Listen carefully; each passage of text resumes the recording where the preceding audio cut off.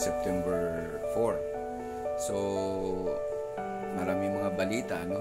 So, una, siguro kung sino yung nag-abang sa balitang Alice Go, yung suspended Bambang, ano ba yun? Bambang Mayor ng Tarlac, Bambang Tarlac, no? So, siya ay nahuli na pero wala pa siya dito sa Pilipinas, andun pa siya sa Tangirang, no? Saan yun? Tangirang, Indonesia. So, mukhang mabilis ata ang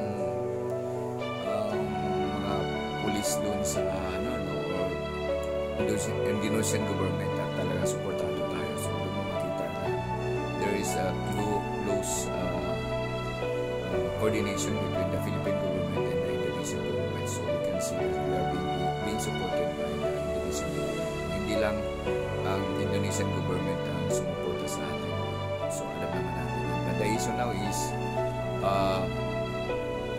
nahuli na si Alice Go. Pero nasa Indonesia pa siya. So, nakipag-coordinate na ang pinaka main government agency na nakipag-coordinate. O, dami naman nakipag-coordinate pero it is the NBI yata ang kukuha doon sa Indonesia. Okay, so pero you have to take note na parang ano lang din dito, no? Parang yung kapatid lang din niya na si Sheila Go na hindi pa naman ito convicted, no? So ano lang, so depende pa rin sa gobyerno natin kung gaano ka rigid o gaano ka solid yung ebidensya nila against Alice Go, no? So sana nga ganun ka-solid tayo, or kasi alam naman natin na napaka mapera itong nasa likod ni Alice Go kasi nga she is being connected to the Pogo, at alam mo ang Pogo na billion ang pera niyan. So sana ang mga nasa likod na magiging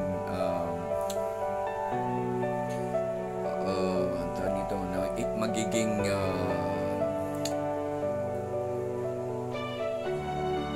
paano ba to? Paano ang ibig ko sabihin nito? Yung solido yung mga may hawak sa ebidensya, no? Na talagang mapatunayan natin na talagang konektado sila, no? So kasi alam naman natin na pag perang pinag-usapan, marami ang pwedeng masilaw sa pera. So isa nga to sa sinasabi na kaya ito nakaalis sa ating bansa ay dahil nagbayad daw sila ng 200 million. Di pa sure kung, pero may hak-haka na. Sabi nga ni Presidente BBM na mayroon siyang alam kung, so hindi natin alam kung sino yun. So may binanggit sila na possible na sa BI, Bureau of Immigration, ano. So abangan natin, sana ito'y, pero ang ginamit na dahilan na para so sabihin hinahabol siya ng gobyerno natin ay yung sa graft charges ng sinong nag-charge sa kanya ng graft sa no, at saka itong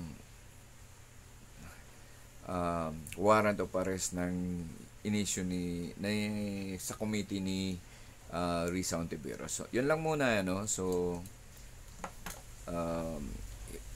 pakita ko sa inyo yung interview ni Senator Risa Ontiveros at saka yung sinabi ng NBI Director.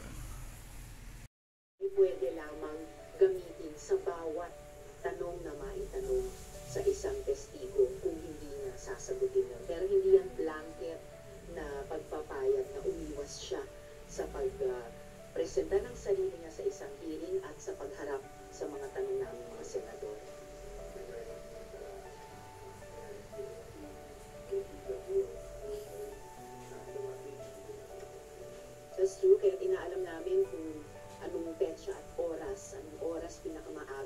siyang ibalik dito. Nagko-coordinate na rin ang Senate Office of the Sergeant at Arms sa NBI.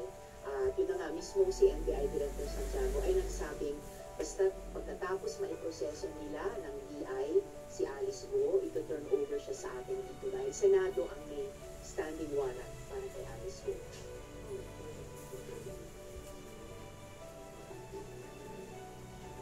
Very important.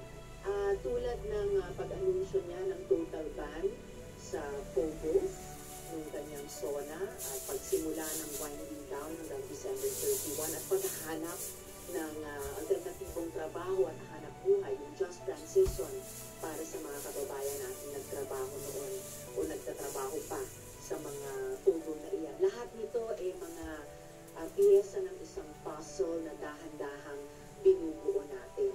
At I am happy to say na matimbang na bahagi doon ang trabaho ginagawa ng Senado sa pag-iimbestiga dito laban sa Pogo.